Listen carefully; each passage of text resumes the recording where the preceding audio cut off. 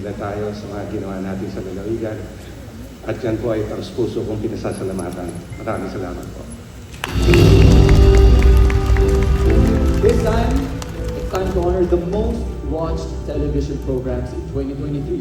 Starting off with this very powerful lady and her very inspiring segments, which have touched almost every Filipino and their homes. The most popular television program in the field of news and public affairs. Kapuso Mo, Jessica Soho. Presenting the trophy for the Guillermo Foundation is Dr. Patrick Henry Malolo.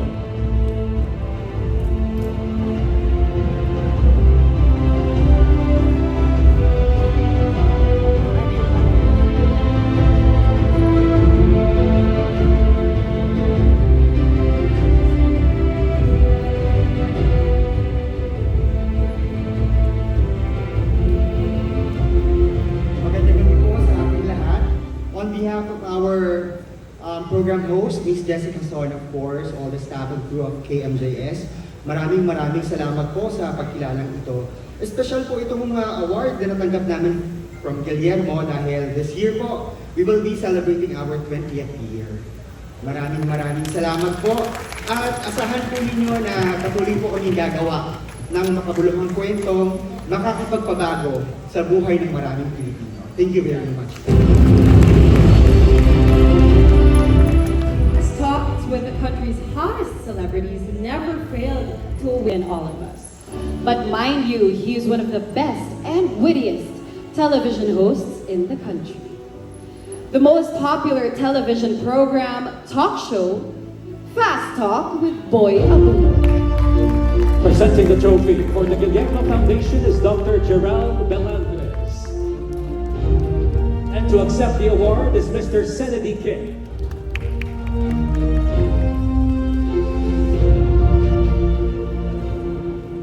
Sa ngalan po ni Kuya Boy Abunda ng GMA Network at ang buong team ng Fast Talk, ikinararangan ko pong tagapin ang award ito bilang kanilang creative consultant ng programa. Maraming salamat po.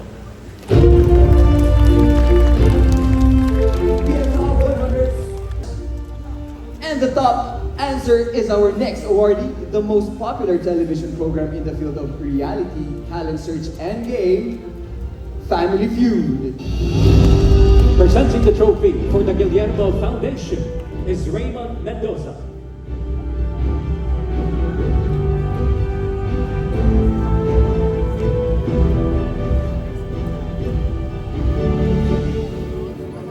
Once again, as the creative consultant of Family Feud, I'm very proud to accept this award on behalf of our host, Dingdong Dantes, GMA Network at ang buong team ng Family Feud. Kami pinagpapasalamat na bukod sa mga pelikula ay patuloy pa rin nanonood ang mga Pilipino ng mga television shows, lalo ng game show like Family Feud. Maraming salamat po.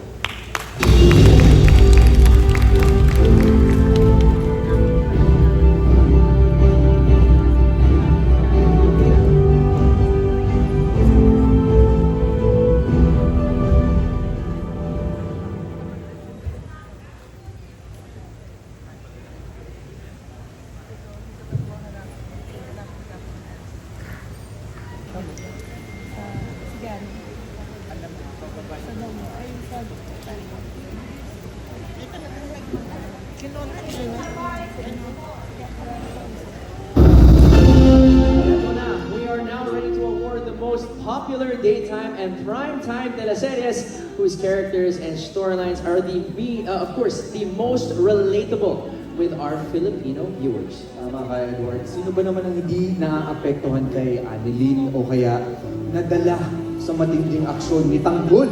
Di ba? That's true. And we have to say it's a hit. This afternoon, teleserye has inspired us to reach for our dreams. Many Filipino viewers are charmed by the youngest genius doctor, Annalyn Tanyag, and her lifetime of complicated twists, which gave it consistently high ratings. The most popular television program, daytime drama, Abot Kamay na Pangarap. Presenting the trophy for the Guillermo Foundation is Aris Mangakas.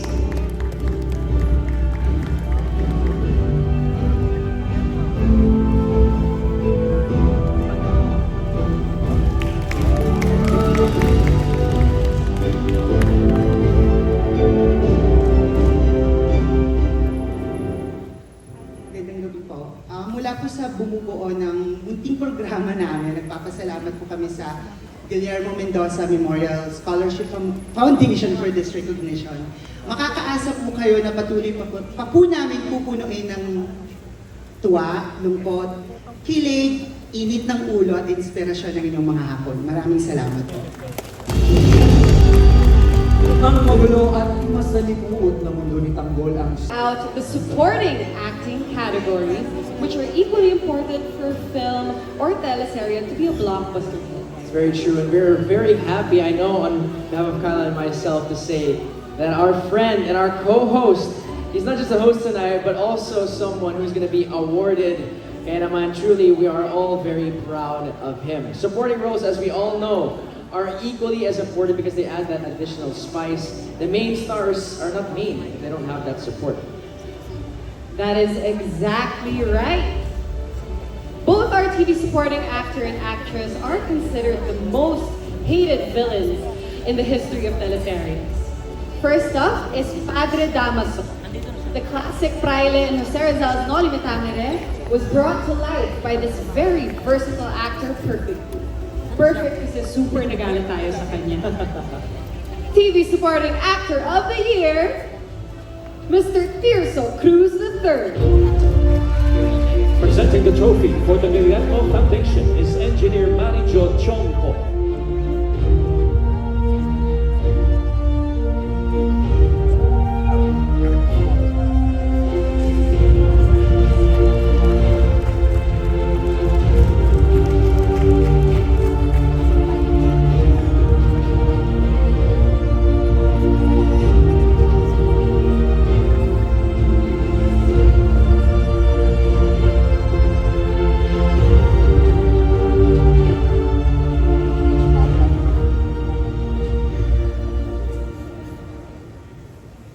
Thank you very much. In behalf of myself, no, sa akin na pala talaga ito. Anyway, thank you very much para sa award na ito, being considered TV Supporting Actor of the Year. I'd like to thank Channel 7 for entrusting me for the role of Padre Damaso sa Maria Clara Ibarra. And of course, mga kasama mo, artista ron, headed by Mr. Dennis Trillo, and sa director namin na si Zig Dulay. And of course, alam nyo, when actors like us, performers like us receive recognitions like this, it basically is very important for us because it's something that makes us aspire all the more to better ourselves, to makapagdulot kami ng mas magaganda pang pagbibigay buhay sa mga karakter na aming ginagampanan. So, thank you very much. And most importantly, I would like to dedicate this award to our Lord and Savior Jesus Christ, from whom everything that I have comes from. So once again, maraming salamat po. And now, it is my turn to present another scheming in Dr. Annalyn's life. Well, you know already who I'm talking about. Moira, the Destroyer. She has made the role of Moira perfect and a perfect fit for her. Congratulations to you, TV Supporting Actress of the Year, Miss Pinky Amador.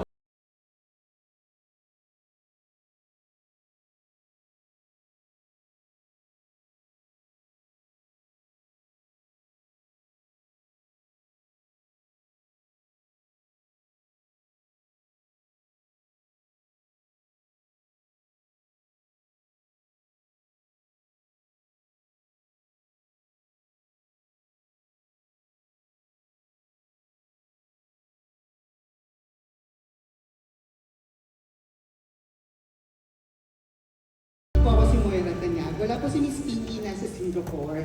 So on behalf of Miss Pinky Amador, I accept this award po. Maraming salamat po sa Guillermo Mendoza Memorial Scholarship Foundation. Thank you po. We now move on to our colleague. Our next set of awards will recognize the outstanding performances of our television actors in both primetime and daytime teleseries. We start off with the Daytime TV Drama Actor of the Year because of the record-breaking ratings and outstanding performance of our awardee in the highly acclaimed daytime teleserye, Abot Kamay na Pangarap, as Dr. Robert Tanyag, which won for him several acting nominations and acting trophies. The title of Daytime TV Drama Actor of the Year is given to Richard Yap. Presenting the trophy for the Guillermo Foundation is Miss Winnie Reyes.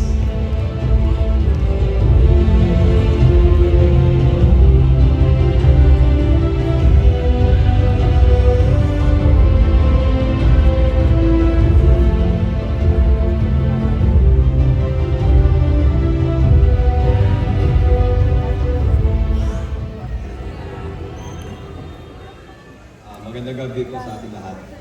And it's an honor to be here tonight for the Box Office Entertainment Awards. Salamat sa lahat ng pagsuporta sa amin, to all the viewers out there. Kaya umabot kami sa ganito katagal. Alam ko na naiinip na yung ibang tao kasi gusto na nila ma-resolve yung mga nangyayari doon, pero kung i-resolve natin lahat, wala nang kwento. Kaya I hope that you keep on supporting Abot Kamay na Pangarap. I would just like to say that it's an honor to be here among all my peers, mga fellow actors ko na nanalo ngayong gabi. Especially sa anak ko, si Jillian Ward, kay Pinky Amador, and of course, sa Abot Kamay na Pangarap. And I'd like to thank GMA for trusting us with this project.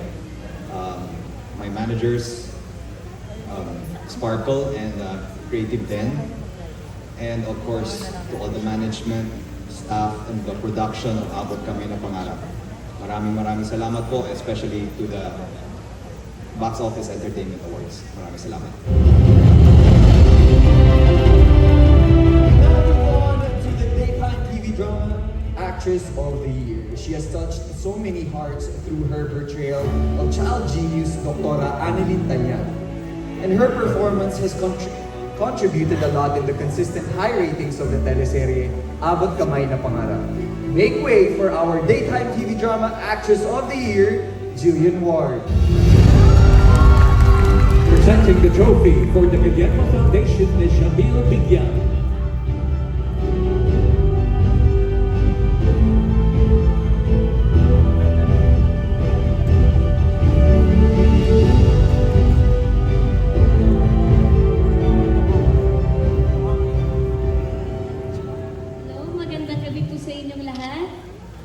Unang-una po sa lahat, of course, ang una ko pong pasasalamatan ay si Lord.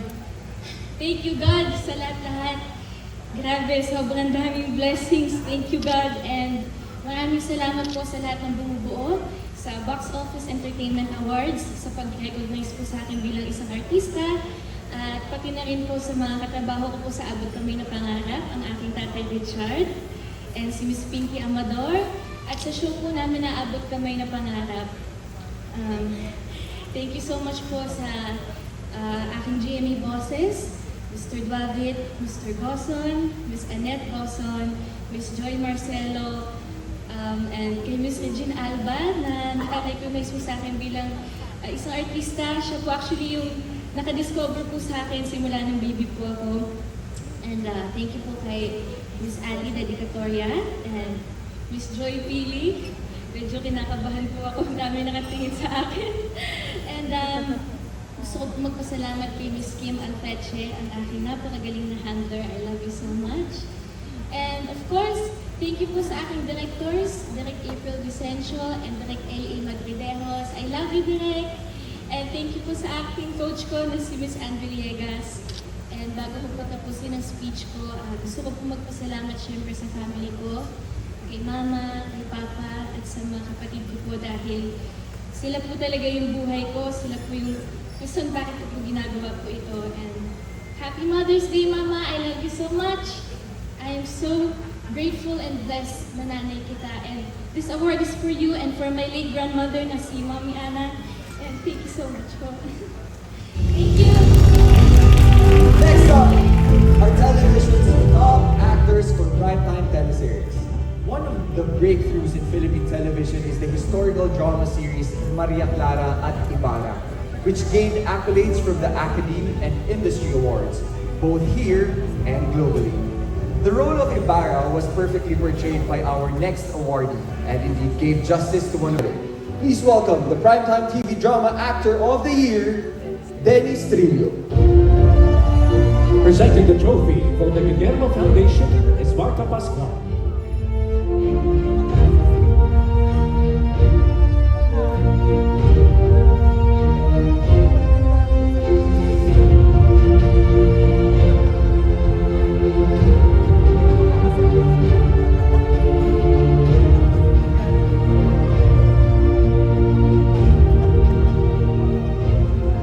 Pagbati kay Ibarra. Pagbati kay Ibarra. Ngayon naman, kilalanin natin si Maria Clara ng makabagong panahon, si Clay. Maria Clara at Ibarra experimented on this concept of bridging the past and the present to understand the true meaning of Noli Me Tangere. Clay is a central character who is able to travel through both times, portrayed by our next award. She was able to play the difficult role, and because of this, the Guillermo Foundation gives the title of Primetime TV Drama Actress of the Year to Barbie Forteza. Presenting the trophy for the Guillermo Foundation is Mr. Raymond Mendoza.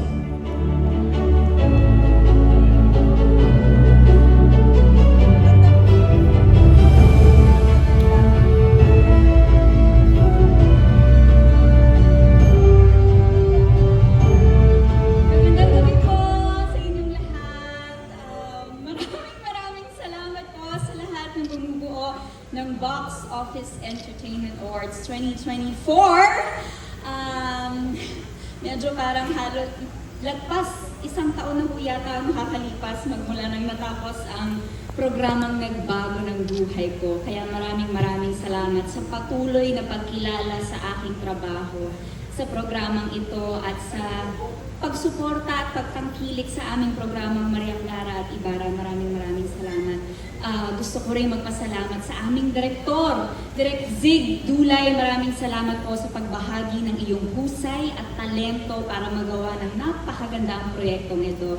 And syempre to GMA Network, to my Sparkle family, maraming salamat for always believing in me, for always supporting me. To my Barbinatics na nandito ngayon, sa aking mga kaibigan, maraming salamat sa pagpunta at sa palaging pagsuporta sa akin. And of course, to my family, ang tatay ko nandito po ngayon. Lagi akong pinagmamaneho, kaya siya talaga ang aking ultimate love team sa lahat ng show. Siya talaga lagi kong kasama. Thank you, Daddy, sa aking ate, Abby. Thank you so much for always being there for me and for always supporting me. Happy Mother's Day, Mama! Para sa ito, I love you. Happy Mother's Day. Maraming salamat!